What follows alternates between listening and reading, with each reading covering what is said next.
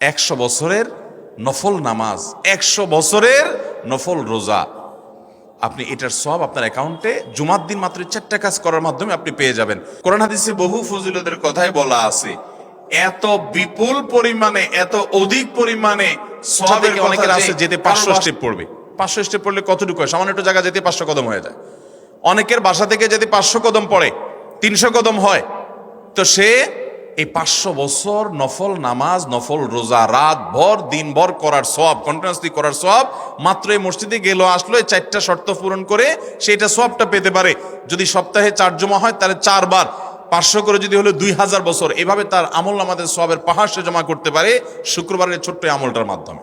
1 নম্বর গেছে বেশি বেশি দুরূদ পাঠ করা, 2 নম্বর হলো জুমার দিনে ফজর নামাজ জামাতের সাথে পুরুষরা পড়া, 3 নম্বর হলো সূরা কাহাফ পড়া, তেলাওয়াত করা, আর 4 নম্বর হলো এই 4 শর্ত পূরণ করে মসজিদে আগে আগে গিয়ে সুন্দর করে খুতবা শুনে চলে আসা।